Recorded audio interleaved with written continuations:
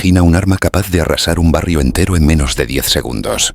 Un sistema que no busca destruir un objetivo puntual, sino eliminar todo lo que existe dentro de un área completa, desde fortificaciones subterráneas hasta edificios reforzados. Un arma tan devastadora que incluso las tropas con entrenamiento avanzado evitan enfrentarse a ella. Ese sistema existe, y se llama TOS-1. Este vehículo montado sobre el chasis blindado de un tanque es la combinación perfecta entre protección, movilidad y poder absoluto de destrucción. No estamos hablando de un lanzacohetes convencional. Su munición termobárica genera temperaturas superiores a las de una explosión de napalm y una presión capaz de colapsar estructuras enteras. Su impacto es tan extremo que muchos lo consideran uno de los sistemas más intimidantes del arsenal moderno. En este video vas a descubrir cómo nació, por qué fue desarrollado en secreto, qué lo hace tan peligroso, cuáles son sus verdaderas capacidades técnicas, cuánto pesa, cómo funciona su motor, qué tipo de municiones dispara, dónde ha sido usado en combate, cuáles son sus variantes más actuales y hasta las controversias y accidentes que han marcado su historia. Si te quedas hasta el final, entenderás por qué el TOS-1 ha cambiado para siempre la manera de combatir en entornos urbanos, montañosos y fortificados, y por qué su simple presencia puede decidir el resultado de una batalla. Aquí comienza la historia del arma que muchos consideran el sistema de artillería más temido del siglo XXI. Mientras la Unión Soviética observaba cómo los conflictos de mediados del siglo XX evolucionaban hacia combates urbanos cada vez más intensos, quedó claro que los sistemas de artillería tradicionales no eran suficientes para eliminar posiciones fortificadas, túneles o refugios subterráneos. La experiencia acumulada en Afganistán, donde los mujahidines utilizaban cuevas, montañas y fortificaciones improvisadas para resistir ataques convencionales, evidenció la necesidad de un arma capaz de neutralizar áreas completas, incluso cuando el enemigo estuviera protegido por estructuras sólidas o bajo tierra. Ese escenario fue el que impulsó, a finales de los años 70, el inicio de un proyecto altamente confidencial dentro del complejo militar soviético. La idea era combinar la movilidad y la protección de un tanque con un sistema de cohetes capaz de detonar cargas termobáricas, un tipo de munición que genera una nube explosiva de combustible y aire, devastadora en espacios cerrados. Para lograrlo, los ingenieros de Omsk y otras oficinas de diseño trabajaron en un concepto radicalmente diferente. Un lanzacohetes pesado montado sobre un chasis blindado, con capacidad para penetrar zonas de alto riesgo, disparar en primera línea y retirarse antes de ser detectado. El proyecto fue denominado TOS, siglas de Sistema Lanzallamas Pesado, no porque disparara fuego directo, sino por el efecto equivalente que producía su munición. En lugar de diseñar un vehículo desde cero, se escogió utilizar como base el chasis del T-72, uno de los tanques más robustos y versátiles del arsenal soviético. Esto permitía que el nuevo sistema de armas avanzara junto a unidades blindadas sin necesidad de apoyo logístico adicional. Durante sus primeras fases, el arma se mantuvo en absoluto secreto. Solo un reducido grupo de ingenieros, comandantes y especialistas conocía su existencia. Todo debía desarrollarse lejos de la mirada internacional, ya que su capacidad destructiva podía modificar la percepción global sobre la política armamentística soviética. El objetivo inicial no era crear un arma de largo alcance, sino una plataforma capaz de acercarse al frente, resistir ataques directos y ejecutar una descarga que literalmente arrasara un área completa, incluso si el enemigo estaba bien atrincherado. Así nació el concepto base del TOS-1. Un sistema diseñado para cambiar las reglas del combate cercano, creado en un contexto donde la Unión Soviética buscaba soluciones contundentes para superar posiciones defensivas cada vez más resistentes. Una vez definido el propósito del TOS-1, comenzó la fase de creación de prototipos. Un proceso complejo que buscaba transformar la teoría en un sistema funcional capaz de operar en condiciones reales de combate. El primer desafío fue integrar el enorme lanzador múltiple sobre el chasis del T-72, sin comprometer su estabilidad ni su movilidad. Para lograrlo, los ingenieros diseñaron una superestructura reforzada capaz de sostener el peso del bloque de lanzamiento, compuesto por 30 tubos para cohetes de 220 milímetros, mucho más grandes y pesados que los utilizados por sistemas de artillería convencionales. Durante las primeras pruebas de campo, se comprobó que el retroceso no era un problema, ya que los cohetes no generan impacto directo sobre el vehículo. Sin embargo, surgieron dificultades con la distribución del peso y el centro de gravedad, lo que obligó a optimizar la suspensión y reforzar puntos críticos del chasis. También se presentaron problemas con la precisión inicial, ya que la orientación del lanzador requería un sistema de control más fino del que se había instalado en los prototipos tempranos. Las pruebas fueron realizadas en condiciones extremas, desde desiertos hasta regiones montañosas, simulando escenarios donde el TOS-1 debía avanzar junto a unidades blindadas y posicionarse bajo amenaza directa. Fue en esta etapa cuando se ajustaron los sistemas hidráulicos encargados de elevar y orientar el lanzador, garantizando que pudiera apuntar rápidamente y disparar sin modificar la postura del vehículo. Otro avance clave fue el desarrollo de un mecanismo de recarga específico que permitiera rearmar el sistema en menos tiempo del que requerían los lanzacohetes remolcados tradicionales. Para ello, se creó un vehículo acompañante conocido como TCMT, con capacidad para transportar 24 cohetes y una grúa hidráulica adaptada a las dimensiones del sistema. Tras varias iteraciones y mejoras, los prototipos fueron finalmente evaluados por unidades especializadas del ejército soviético, que quedaron impresionadas por la capacidad del sistema para generar un efecto devastador en áreas amplias en tan solo una salva de disparos. Con estos resultados, el proyecto avanzó hacia su versión definitiva, consolidando la base del arma que más adelante sería conocida como TOS-1 Buratino. Con los prototipos aprobados, el sistema pasó a su etapa de producción inicial y comenzó a distribuirse en grupos seleccionados del ejército soviético. La introducción del TOS-1 no fue simple. Su potencia requería un cambio completo en la forma de planear operaciones de apoyo cercano. Para integrarlo correctamente, se formaron batallones mixtos, en los que el TOS-1 operaba junto a tanques T-72 y vehículos de infantería, creando formaciones capaces de abrir brecha en zonas fortificadas sin perder el ritmo del avance. El vehículo recibió oficialmente el apodo Buratino, inspirado en el personaje de nariz larga del cuento ruso equivalente a Pinocho. El nombre se debía al característico bloque de tubos frontales, cuya forma recordaba a una enorme nariz cuadrada y contundente. Aunque este mote parecía humorístico, dentro de las fuerzas soviéticas adquirió un tono casi intimidante. Cuando un Buratino entraba en la línea de fuego, se sabía que estaba por desatar un golpe capaz de colapsar defensas en cuestión de segundos. Las primeras unidades fueron asignadas a zonas donde se esperaba presencia de fortificaciones enemigas, cuevas, trincheras profundas y posiciones ocultas. Cada tripulación recibía un entrenamiento especializado que incluía maniobras de aproximación rápida, cálculo de distancia para maximizar el efecto térmico y coordinación con observadores avanzados que guiaban el uso del arma. En esta fase se pulió un procedimiento táctico que luego sería estándar. El TOS-1 se desplazaba detrás de la punta de lanza blindada, se detenía apenas unos segundos, ejecutaba una salva completa y se retiraba inmediatamente, para evitar fuego de retorno. Los comandantes destacaban que el sistema ofrecía algo que hasta entonces ningún arma soviética brindaba en un formato móvil: la capacidad para pulverizar no solo estructuras, sino también el oxígeno dentro de ellas, obligando al enemigo a abandonar coberturas que normalmente resistirían artillería convencional. Debido a esto, el Buratino pronto se convirtió en un recurso valioso, que debía emplearse con criterios estrictos, pues su efecto psicológico podía ser tan decisivo como su impacto físico. Con su llegada oficial a las unidades, el TOS-1 ya no era un experimento. Era un arma operativa diseñada para cambiar la manera de romper defensas enemigas, y los siguientes eventos demostrarían que su presencia en el campo de batalla no sería discreta. A medida que el TOS-1, conocido como Buratino, se integraba plenamente en las unidades soviéticas, surgió la necesidad de perfeccionar su arquitectura interna para soportar tanto el estrés mecánico de sus salvas como las exigencias de operar muy cerca de la línea enemiga. Por esa razón, el vehículo se construyó sobre el chasis del T-72, una plataforma ya probada y robusta que ofrecía un equilibrio ideal entre movilidad y protección y facilidad de mantenimiento dentro de las fábricas existentes. Este chasis le otorgaba al sistema una masa aproximada de 46 toneladas, suficientes para absorber la presión generada por la ignición simultánea de los cohetes termobáricos. La disposición interna fue diseñada para una tripulación de 3 integrantes: conductor, artillero y comandante. El conductor ocupaba la parte frontal del casco, aislado de la sección de lanzamiento mediante compartimentos reforzados. Detrás de él, los otros 2 miembros operaban los sistemas de puntería, comunicaciones y disparo, desde un espacio protegido que integraba paneles resistentes al calor y al impacto de la onda expansiva generada por las propias municiones.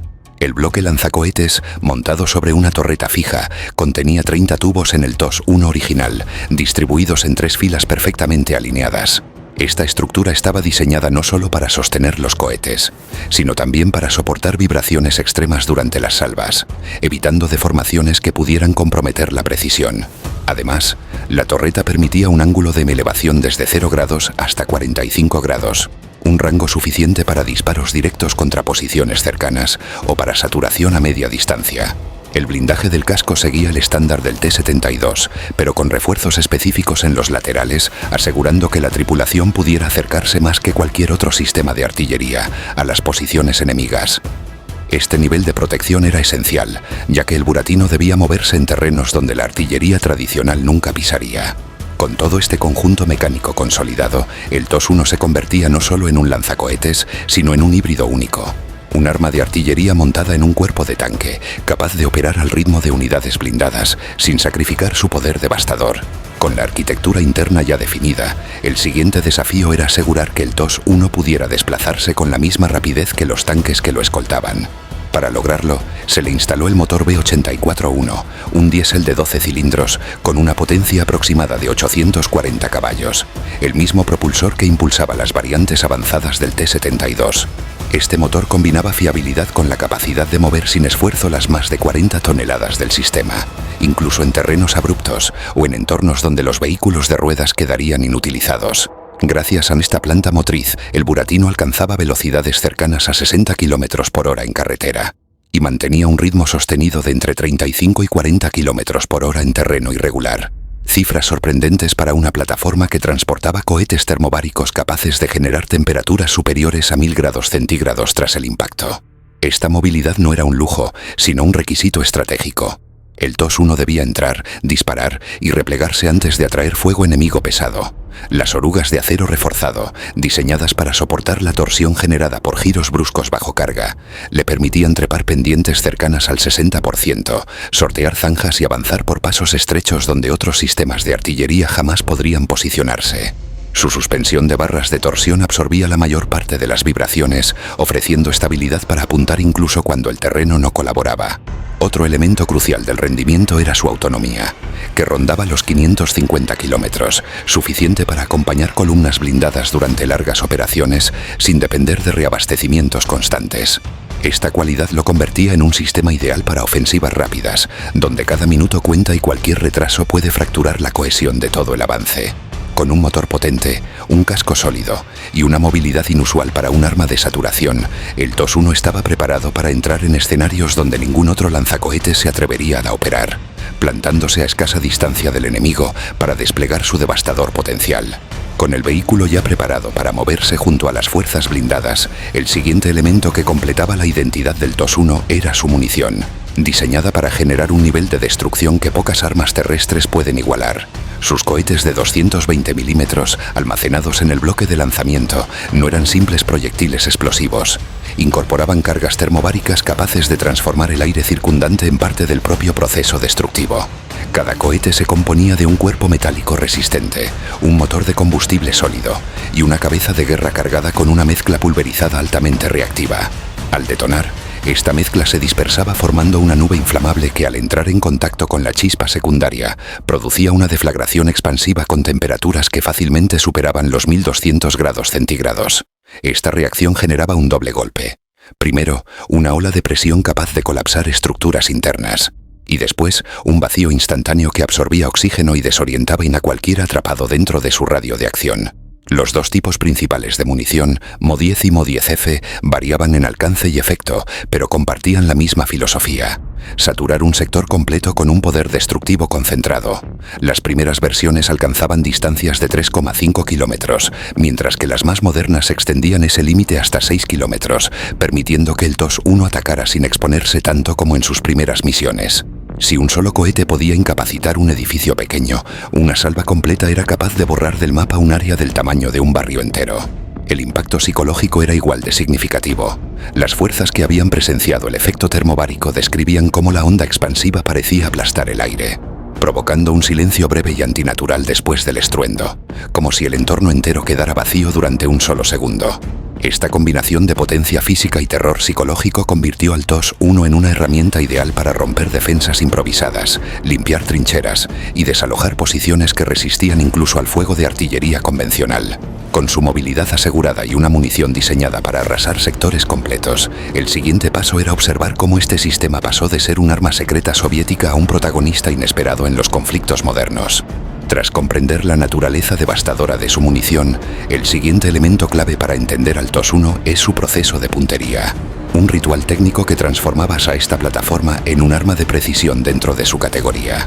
Aunque construido sobre el chasis de un tanque, su modo de combate se alejaba del duelo directo. Requería coordinación milimétrica entre tripulación, sensores y cálculos balísticos. El comandante, situado en la cabina blindada, era el encargado de seleccionar el sector de ataque utilizando un visor óptico diseñado para identificar coordenadas, medir distancias y evaluar la dispersión del área objetivo. Este visor, reforzado para resistir vibraciones y golpes producidos durante el disparo, se combinaba con un sistema de estabilización que mantenía el bloque lanzacohetes firme, incluso con el vehículo en movimiento. Mientras el comandante definía el objetivo, el artillero activaba el panel de control que gestionaba la inclinación y la orientación del lanzador. Cada ajuste del ángulo era calculado según múltiples factores: temperatura del aire, humedad, viento lateral e incluso el tipo específico de cohete cargado en los tubos. Un error de apenas un par de grados no significaba fallar por metros, sino por cientos. Por eso, el proceso debía ser rigurosamente meticuloso. Una vez fijados todos los parámetros, el operador de disparo armaba el sistema eléctrico que encendía los motores de los cohetes. En ese momento, la tensión se volvía palpable dentro de la cabina. Las luces indicadoras cambiaban de color, los relés internos emitían chasquidos breves, y el lanzador quedaba listo para liberar una salva capaz de transformar un paisaje entero en segundos. A pesar de su blindaje, el vehículo debía mantener una distancia segura para evitar que los gases calientes dañaran su propia estructura. Cuando finalmente se activaba el disparador, los cohetes emergían de los tubos en secuencias controladas. El aire se llenaba de un rugido continuo y una nube densa de humo y polvo envolvía la zona de lanzamiento. La tripulación, entrenada para actuar con rapidez, ya estaba lista para replegarse y reposicionarse antes de que la artillería enemiga pudiera localizar el punto de disparo, aprovechando la movilidad proporcionada por su plataforma de tanque. Con la capacidad de disparar en segundos y desaparecer antes de ser detectado, el TOS-1 no solo imponía miedo por su potencia, sino también por su rapidez operativa. Ahora, con el sistema de puntería y disparo dominado, la siguiente etapa de este recorrido nos lleva a su bautismo de fuego. Los primeros conflictos donde su presencia cambió por completo la dinámica del campo de batalla. Con el ritual de disparo ya establecido como una coreografía mortal, el siguiente paso para comprender al TOS-1 es observar su primera aparición real en combate, un debut que reveló tanto su potencial como sus limitaciones. Su estreno ocurrió en los años finales de la guerra de Afganistán, cuando el ejército soviético se enfrentaba a posiciones fortificadas en valles estrechos, cuevas, túneles y complejos montañosos donde la artillería convencional tenía dificultades para causar daño decisivo. El TOS-1 fue desplegado en unidades pequeñas y bajo estricta supervisión, pues aún era considerado un sistema experimental. Su llegada a zonas como el Valle de Charikar y regiones cercanas a Kandahar tenía un objetivo claro: expulsar a combatientes atrincherados en refugios naturales capaces de absorber impactos de obuses tradicionales. Las cargas termobáricas, al expandirse dentro de cavidades y canales subterráneos, producían un efecto devastador que ninguna otra pieza podía replicar. Los informes de esos primeros usos describen cómo las explosiones del TOS-1 alteraban el comportamiento del terreno montañoso. La onda expansiva se reflejaba en los acantilados, amplificando el impacto y colapsando estructuras ocultas que los soviéticos desconocían. Posiciones enemigas que habían resistido durante semanas caían en minutos, demostrando que el sistema no solo era un lanzacohetes más, sino una herramienta diseñada para destruir entornos defensivos complejos. Sin embargo, estas mismas operaciones también evidenciaron su vulnerabilidad. Cada vez que el TOS-1 se acercaba demasiado al frente, se convertía en un blanco prioritario para emboscadas con RPG, minas improvisadas y fuego de francotiradores. La necesidad de operar relativamente cerca del frente exponía al vehículo a riesgos que otros lanzadores podían evitar gracias a su mayor alcance. Esta tensión entre potencia y peligro moldeó su doctrina operacional en los años posteriores. Aun con estas dificultades, el impacto psicológico fue inmediato. Tras los primeros ataques, las fuerzas afganas comenzaron a abandonar posiciones en cuanto detectaban la presencia del lanzador, pues se sabían que ningún refugio tradicional garantizaba protección. El TOS-1, sin ser ampliamente conocido fuera de círculos militares, empezaba a generar una reputación oscura, la de un arma creada para borrar puntos fortificados e imponer un mensaje claro de superioridad en el terreno. Con su debut marcado por éxito táctico y un alto nivel de riesgo operativo, su evolución no se detendría ahí. El siguiente capítulo de su historia mostraría cómo la experiencia afgana impulsó adaptaciones y decisiones que transformarían al TOS-1 en versiones más capaces y mejor protegidas, listas para nuevos escenarios de guerra. El impacto que tuvo en Afganistán dejó claro que el TOS-1 necesitaba cambios urgentes para sobrevivir en escenarios donde debía operar más cerca del frente de lo que cualquier artillería desearía. Esa experiencia se convirtió en la base para su evolución, y fue en la década de los 90, durante los conflictos en Chechenia, donde su transformación quedó plenamente demostrada. El vehículo había sido rediseñado para corregir las vulnerabilidades que habían quedado expuestas en las montañas afganas. El primer gran cambio fue la aparición del TOS-1A Sonsepiok, una versión con mejoras clave que optimizaban su capacidad de disparo y reducían el riesgo para la tripulación. El lanzador, ahora dotado de 24 tubos en lugar de 30, no significaba una reducción del poder ofensivo, sino una mejor distribución del peso y un aumento en la estabilidad del sistema durante la salva. Esta configuración permitía realizar disparos más rápidos y precisos, sin comprometer la integridad estructural del vehículo. Además, la modernización incluyó un incremento notable en el alcance de sus cohetes. Si el modelo original debía acercarse peligrosamente a posiciones enemigas, el TOS-1A ampliaba su distancia operativa hasta aproximadamente 6 kilómetros, ofreciendo mayor protección y un margen táctico más seguro para retirarse antes de ser localizado. Este cambio no solo aumentaba su supervivencia, sino que permitía atacar desde posiciones ocultas o protegidas por terreno elevado. Otro avance importante fue la mejora en los sistemas de estabilización y control del lanzador. Ahora, el movimiento de elevación y giro se realizaba con mayor precisión, permitiendo ajustar el ángulo de disparo con rapidez casi inmediata, algo esencial para ataques de saturación coordinados. Esto resultaba especialmente útil en los entornos urbanos chechenos, donde las fuerzas rusas necesitaban derribar fortificaciones improvisadas y neutralizar focos de resistencia en edificios densamente agrupados. La protección del vehículo también recibió atención especial. Blindaje reforzado en zonas clave, placas internas para proteger los depósitos de combustible y sistemas de detección temprana para alertar a la tripulación ante posibles amenazas. Estas mejoras convirtieron al TOS-1A en un sistema más robusto, diseñado para resistir operaciones prolongadas en terrenos hostiles. Durante la guerra en Chechenia, el Sonsepiok demostró que ya no era un arma experimental, sino una pieza de artillería estratégica capaz de abrir corredores urbanos, destruir centros defensivos y reducir complejos enemigos en cuestión de minutos. Su influencia en el campo de batalla reflejaba una evolución clara. Había pasado de ser una novedad soviética a un instrumento de destrucción perfeccionado, listo para protagonizar nuevas campañas donde la velocidad y la potencia eran esenciales. Con esta mejora consolidada, la siguiente etapa de su historia mostraría cómo el TOS-1A siguió expandiéndose a escenarios internacionales, convirtiéndose en un sistema solicitado por ejércitos que buscaban un arma de saturación capaz de transformar por completo el equilibrio táctico en el campo de batalla. Tras consolidar su modernización durante la guerra de Chechenia, el siguiente capítulo en la historia del TOS-1 consistió en su expansión más allá de las fronteras rusas, un proceso que lo transformó en un sistema altamente solicitado por países que buscaban una herramienta contundente contra posiciones fortificadas, insurgencias y combates urbanos. La reputación del Sonsepiok como un arma capaz de reconfigurar un campo de batalla en segundos lo convirtió en un activo estratégico para naciones con amenazas internas complejas. Uno de los primeros países en incorporarlo fue Kazajistán, que valoró su capacidad para operar en terrenos abiertos y ambientes extremos donde la artillería convencional perdía eficacia. Le siguió Azerbaiyán, que integró el sistema en su doctrina de artillería pesada, adaptándolo a operaciones rápidas en terreno montañoso y zonas donde la movilidad era crucial. Posteriormente, Irak también adquirió el TOS-1A, empleándolo en combates contra organizaciones insurgentes que utilizaban edificios, túneles y refugios subterráneos para resistir ofensivas convencionales. La participación iraquí destacó especialmente durante la lucha para recuperar ciudades tomadas por grupos extremistas. En lugares como Tikrit y Mosul, el TOS-1A fue utilizado para abrir brechas en complejos defensivos y destruir ubicaciones desde las cuales el enemigo resistía con fuego de francotiradores y artefactos explosivos improvisados. Al actuar de manera selectiva, sus salvas permitían avanzar a tropas terrestres con menor riesgo, reduciendo la necesidad de prolongados intercambios de artillería. Mientras tanto, en Siria, unidades aliadas a Rusia emplearon el TOS-1A en zonas donde se requería una potencia concentrada capaz de desalojar fortificaciones urbanas o grupos atrincherados dentro de estructuras de hormigón. Sus ataques tenían un efecto inmediato, tanto físico como psicológico. Posiciones que habían resistido asaltos durante días cedían tras una única salva bien aplicada.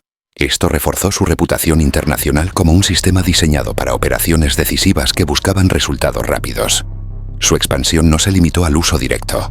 Varios países exploraron acuerdos para producir o modernizar versiones locales, considerando la posibilidad de integrar sistemas de puntería más avanzados, aumentar el alcance de los cohetes o mejorar la protección de la tripulación. El TOS-1 comenzó a verse no solo como un arma, sino como una plataforma con potencial de evolución continua, adaptable a futuros escenarios donde la guerra urbana y la destrucción de fortificaciones siguen siendo desafíos centrales. tras consolidarse en conflictos de gran complejidad y demostrar su valor en manos de múltiples ejércitos. El recorrido del TOS-1 se acerca ahora a uno de sus aspectos más sensibles y debatidos: las controversias que rodean su uso, su clasificación como arma termobárica y la percepción internacional sobre su impacto en zonas densamente pobladas. Este lado oscuro y polémico es fundamental para entender por qué el sistema ha generado tanta atención y debate a nivel global. Después de su expansión internacional y de su participación en múltiples conflictos, el TOS-1 entró inevitablemente en el terreno de la polémica, un espacio donde su potencia deja de ser solo una cuestión táctica para convertirse en un tema diplomático, legal y moral. Su capacidad para saturar zonas completas con cargas termobáricas lo colocó en el centro de debates sobre el uso legítimo de armas con efectos devastadores en entornos donde pueden existir estructuras civiles o presencia de población no combatiente. Las críticas más frecuentes apuntan a la naturaleza misma de las municiones termobáricas. Estas, al generar ondas expansivas extendidas y un vacío instantáneo, pueden causar daños internos severos incluso a personas que se encuentran detrás de muros, dentro de refugios o en posiciones aparentemente protegidas. Organizaciones internacionales han advertido que este tipo de armamento requiere un nivel de precisión y de selección de objetivos extremadamente riguroso para minimizar consecuencias humanitarias, especialmente en zonas urbanizadas. A ello se suma la controversia sobre su clasificación. Algunos analistas sostienen que por su radio de acción y su capacidad para destruir estructuras completas, el TOS-1 debería ser tratado como un arma de efecto amplio que necesita regulaciones adicionales, similares a las que se aplican a minas, bombas de racimo o sistemas incendiarios. Otros argumentan que al ser un arma de artillería de saturación, su empleo no difiere conceptualmente del uso de proyectiles explosivos en barrajes tradicionales, siempre y cuando se aplique bajo normas de combate responsables. Su presencia en conflictos recientes ha avivado la discusión. En combates urbanos, donde la línea entre posiciones militares y estructuras civiles es extremadamente delgada, cada ataque del TOS-1 genera preguntas sobre proporcionalidad, necesidad militar y evaluación adecuada del objetivo. Estas tensiones han llevado a varios gobiernos a considerar limitaciones en su empleo o protocolos especiales que obligan a un análisis previo más estricto antes de autorizar una salva. Pese a estos cuestionamientos, defensores del sistema argumentan que cuando se usa de forma controlada y bajo doctrinas de empleo precisas, el TOS-1 puede reducir la duración de combates que de otro modo generarían un número mayor de víctimas tanto civiles como militares. Esta afirmación se basa en la idea de que un ataque termobárico puntual puede reemplazar días de artillería convencional, disminuyendo la exposición prolongada al combate. Con el debate legal y ético en constante evolución, el TOS-1 se mueve en una zona gris donde su eficacia militar se enfrenta a un escrutinio creciente.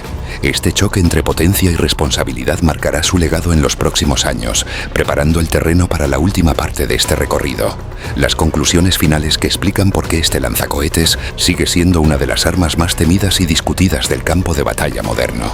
Después de recorrer la creación, la evolución, las controversias y el legado del TOS-1, queda claro que estamos ante una de las armas más singulares y temidas del siglo XXI. Y si has llegado hasta aquí, es porque te apasiona la historia militar tanto como a nosotros. Por eso, antes de cerrar este viaje, quiero invitarte a formar parte de esta comunidad que crece cada día, formada por personas que disfrutan descubriendo el lado oculto de la tecnología bélica y de los vehículos más impresionantes jamás construidos. Si este análisis te ha hecho ver al TOS-1 con nuevos ojos, deja tu like, porque eso nos ayuda a seguir creando contenido de alta calidad. Suscríbete si quieres más historias profundas, contadas sin prisas, con detalle, con rigor y con un estilo que te mantiene enganchado hasta el final.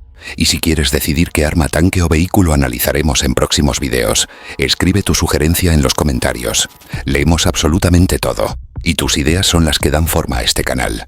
Si te interesa seguir explorando armas de saturación, vehículos soviéticos, tanques modernos o sistemas que han cambiado el rumbo de conflictos recientes, tienes aquí mismo una lista de reproducción completa esperándote para continuar este viaje sin pausa. Gracias por acompañarme hasta el último segundo. Este mundo está lleno de máquinas que han marcado la historia, y juntos las vamos a descubrir todas. Ahora que conoces la historia completa del TOS-1, dime, ¿crees que es el arma más devastadora jamás montada sobre un chasis de tanque? Nos vemos en el próximo video.